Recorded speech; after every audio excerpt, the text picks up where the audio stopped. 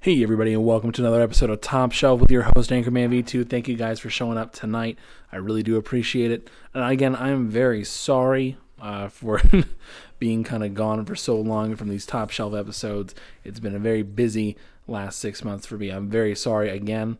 But we have something we have to talk about today, something that's very, very important, something that has shook the comic book movie universe. Disney has now bought Fox. For those of you that do not know, way back when Marvel had given up a lot of its properties over to different movie publishers and studios and different groups to make different types of movies. So you saw a bunch of different types of movies coming out. You saw like the original Hulk, X-Men, Spider-Man, Sony, Fox, Universal. Everyone's making different types of movies going out right now, and this has really screwed over the MCU because they have so many less characters to work with, so they had to build up certain characters to fill certain roles that they wouldn't already be doing, at least in the comics. Now, this landmark deal means that Fox, at least for the sake of this discussion, Fox has now given up control of Fantastic Four, X-Men, Silver Surfer, pretty much anything they had access to, Disney now has. And this has created something that will be a very interesting topic going forward. How is Marvel, or the MCU, Disney, going to integrate Fox into the MCU? This is a pretty large issue. There's a few things that we do know for facts. We know that Disney has said that they're not going to recast everybody. That is not their goal. Now, whether or not they're going to just have the same cast people and reboot the universe, that's what I hope they're going to be doing. That's what I think they're going to be doing. There is the chance they're just going to do some weird multiverse crossover thing, but I doubt that'll be a good long-term solution, at least for this case. But they may just kind of keep everybody cast there. But people who have some notoriety in these certain roles, I think James McAvoy might stay. Michael Fassbender might be a good choice as well. Now, for the sake of this discussion, we're going to be talking about how Fox will be integrated into the Marvel Cinematic Universe. This is what I think they should do and what the direction I would take with this kind of task, so to speak, moving forward. Now, first off, before we get started, we do need to talk about Infinity Gauntlet. Not Infinity War, the sequel to Infinity War, Infinity Gauntlet. There's certain things I believe should happen in there which will set up how the MCU will kind of bring in Fox. First up, a lot of Avengers are going to die, and they're going to be retired. People are going to kind of move out of the way for this new generation of people to come through. Now, over the time, we've already been introduced to the reality gem in the devastation it can cause. We've also been introduced to the concept of the multiverse in Doctor Strange. I kind of think there would be a position in the movie somewhere where like a dying hero, like Captain America or something like that, or even like a throwaway line, like just somebody. Like I would actually, for this position, I would probably put Wanda Maximoff here and have it say that she then says, we need more heroes, as like a subconscious thought when she briefly has control of the Infinity Gauntlet or something, or the reality gem or something like that, where she has this subconscious thought and it triggers something going forward, and we'll get into that a little bit later. The end of the movie, they saved the day, stopped Thanos, yay, good for everybody. You can see like, everyone's happy, and they're panning over Earth. Look at how everything's kind of back to normal for the most part. But then slowly, you see the Earth pan, and you go back off into space a little bit. And slowly you see the camera view pan away from the Earth, and you see a silver glint in the distance. And you see it, and you see the Silver Surfer flying straight at you. And you know Galactus is coming. You know it's coming. And it's a tiny little teaser. And there you go. That's how you set up everything post Phase 3, post Avengers 4. This is going to be crazy going forward. Now, let's talk about the X-Men. In order for the X-Men to work, they've got to update Xavier and Magneto. I'm sorry. It's just got to happen. If you want people to believe that Magneto is a Holocaust survivor and we're in 2020, that's insane. It's just not going to happen. You're trying to tell me a guy is over 80 years old and he's still walking around as a complete menace? No, that can't happen. They got to update a little bit. Now, they could do Vietnam or something like that. Some other genocidal atrocity. Shine a little light. There's been a lot of other darker parts of human history we could work with here. In this kind of world, first off, you would have it so there really aren't that many mutants, like at all. Like it's a 1 in a billion chance. Like maybe like 10 mutants running around the planet pre this kind of awakening period. Now, what would happen in this kind of situation is you would have Xavier and Magneto who meet each other through circumstances. Maybe they meet in the war or something like that, and they hit it off, and so they talk about different mentalities when it comes to mutants and such, but it's more theoretical because they haven't met any other mutants. And so maybe over like the last 30 to 40 years of being friends with each other, they maybe meet 2 other mutants. I'm thinking like Banshee or Mystique, and they kind of side towards certain ways, but that's really kind of it. They don't really push it into like this war. It's a theoretical war. Like, you still see Magneto and Xavier meet to play chess. They go have fun, but they're not killing each other until the awakening. So what happens in this particular instance is at the end of Infinity Gauntlet, I use Scarlet Witch so I can do like a reverse House of M situation where it's more, she says we need more heroes, and all of a sudden across the planet all these dormant X genes become active, and suddenly the chances are suddenly a lot higher, where instead of it was a 1 in a billion, it's a 1 in a million chance. But everybody like everyone over the age of 25 who had an X gene, they just become active carriers of the X gene. It doesn't manifest into powers for them. Instead, people who are in their teens and teenagers suddenly have activated X genes, and they suddenly have mutant powers, and they're in a weird position now. And so suddenly, all of a sudden, all these kids are getting these superpowers, and they're destructive, and it makes people freak out. People don't know how to deal with this. They're used to the Avengers. They're used to super people. But now you have young children roaming the streets with superpowers that can destroy the city. This is a major concern, and it makes people go into a panic.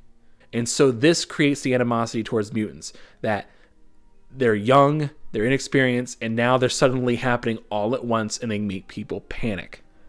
And so the first X-Men movie would just basically be this mad scramble for all these new people being formed. So you would have like Cyclops, Beast, Angel, Iceman, Jean Grey. This be the first group of teens that make up the movie. And so then you have maybe have Magneto be the villain in this case, and have like some early Brotherhood characters, like Toad or I don't know, somebody. It doesn't really matter. It's more just kind of a throwaway movie to set it up. So you have the second movie kind of be like the big X-Men issue where you have Colossus, Wolverine, Nightcrawler. You have those guys suddenly showing up and forming a secondary team a little bit later. And these are the older people who, they're a little older. Like, these are some of the guys who did have powers beforehand. And so you create something a little interesting here. Now, the Fantastic Four is an interesting property. I'm not gonna lie, Fantastic Four is probably one of my favorite teams. I absolutely love them, and for this movie to work, there's gonna be a lot of things that have to be different. Now, with the Marvel landscape going forward, you'll have a lot of younger heroes show up all of a sudden who appeal to this younger demographic, but you need some of the older heroes to kind of pull it back in. And the Fantastic Four, I don't feel like they would work as younger characters in a priorly established Marvel world, because in the comics, people see them like they're the first family. They're like, it's a sign of respect. If Ben Grimm comes to your establishment and he says, I like it here, it means something. So the movie, I would have it actually start off in 1961, where 4 adventurers stole a space shuttle to study cosmic rays or whatever. And while breaching the atmosphere, they just get out of the atmosphere, and suddenly there's a big flash of light and an explosion, and like a small meteor shower of like pieces falling to Earth. And the world thinks those adventurers died in an explosion. In 2021, in New York, there's a shuttle that reappears over New York with 4 adventurers landing in the middle of Times Square during the day. And these 4 adventurers emerge, changed into their alter egos. As they haven't aged a day. People are like, what? What's going on? The Fantastic Four immediately come out, and they're celebrities. They are like overnight, everyone wants to know who they are, what's going on. Test like footage that was found during the launch back in 1961 starts surfacing. And so Reed tells the world that they had time traveled through a wormhole, and they just it ended up in 2021, and they don't know really what happened. Okay, when they went through the wormhole, they were stranded on this dead planet, and they over a couple of weeks they fixed it up and went back through the wormhole and ended up back in 2021. Over time, like, the government's now interested, and so they want to know about this technology, and so they give them a grant to go live at the Baxter Building. They do talk shows and other things like this. So the Fantastic Four deals with the fact that they're now forward in time. So, like, Ben is reconnecting with Yancey Street and the evolution of New York over the past 60 years. It's been a long time. And so it's him kind of coming to grips of where does he fit in this, not only this reality, but how do you fit inside a world that has basically forgotten you and as a monster, in all things considered. So Johnny is kind of dealing with the fact that he's a celebrity in social media and what that means now. Sue is kind of dealing with her new role of women in society and the expectations that come with that. And Reed's just kind of catching up on the last 60 years of technology. So they kind of get this public relations manager, named as Philip Masters, I would call him, who kind of controls their exposure. The big villain of the movie kind of doesn't matter again. I kind of lean more towards Mole Man, where he kind of gives them an opportunity for everybody to kind of get something to shine a little bit. But I mean, Mastermind could work, I guess, but I would lean more towards Mole Man, just because it's a good throwaway character that could be kind of fun. So in the movie, it would be kind of revealed. I kind of put this at the end of the movie, like have it be Reed Richards is looking over some corpse pieces or something that was like salvaged from the wreckage, and he looks at them, and it's kind of revealed like in a flashback that in actuality, in the MCU, the four adventurers who flew up through the atmosphere, and when that explosion happened, it really did happen. The Fantastic Four were dead. But in another reality, the Fantastic Four lived and went through this wormhole and actually did land on this dead planet. Now, this dead planet, for like 2 weeks, that's how everyone kind of learned their powers and got their skills in order. And I kind of like cast them as like little older adults. You're probably putting like, in the 40s, maybe like late 30s kind of actors. But with these characters, they don't understand, or rather Reed's the only one who does understand, that this dead planet they've been living on for the last week is actually Earth. And Reed discovers the existence of Galactus and of a Herald, and knows something is coming, and realizes this is the future of the world they just left if I don't do anything. And they go back through the wormhole where they thought they were kind of going through another time portal. In actuality, they went through another reality. And so they replaced their prior selves. This would be huge. It would be a huge point that Reed doesn't tell anyone else on the team. And this is a point that will drive later sequels, as him being forced to be honest with his team. And not just that, but you introduce another character, one character who has been ignored the entire time. Doom. I kind of treat this more of like a post-credit scene where, with Doom being basically unchallenged, he has no Reed Richards anymore as his rival. And so Doom kind of quits going on the scientific front. Instead, he doesn't want to kind of challenge Reed like that anymore because Reed's dead.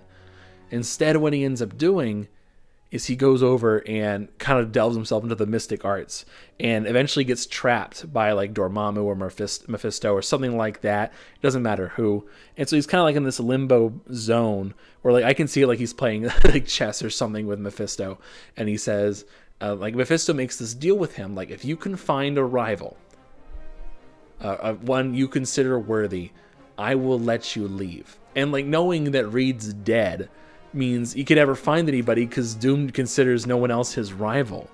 And so he just kind of stays there indefinitely until Reed comes back. And so Mephisto's just confused as hell, like, what? How is this possible? And so Doom kind of just takes the win so he can leave. But Doom's like, you were dead.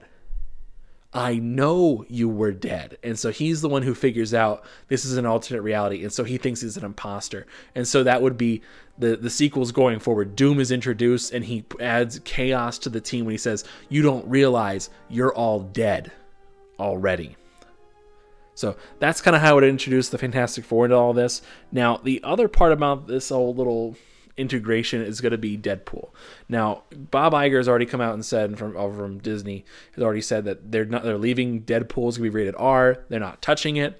But a cool way to kind of integrate him into it is actually have it be like a throwaway thing, like a little thing, like Reed actually develops a universe hopping item, like a teleporter, because Deadpool has a teleporting belt utility thing that he can use, and he can teleport. Instead, actually, what if they made it so it's a reality hopping belt? But the trade-off is it completely destroys the wearer. So, like, no other person can use this thing. But because Deadpool has an insane healing factor, he can come back. And so when he reality hops to another reality, he's destroyed, but he can build himself back up. But anyone else who do it would die. And so have that kind of be a point, like he accidentally allows someone else, like he finds like another version of Thanos and accidentally gets it to him, and so he can go to another reality, and it's like, oh no. Like have a crazy thing. You can do like the whole Kid Pool, Gwen Pool. You can do alternate reality Deadpool, which is fun. It's crazy, it's hectic, and it would just be fun to watch. And it would be a cool way to integrate Deadpool in there, and you would have an ultimate license to do anything you want with the character. Anyway, guys, that's how I would kind of just introduce the Fox characters more into the MCU. Let me know what you guys want to do in the comments section. Let me know who you think would be better, any suggestions, anything like that. Just let me know, and I'll see you guys later.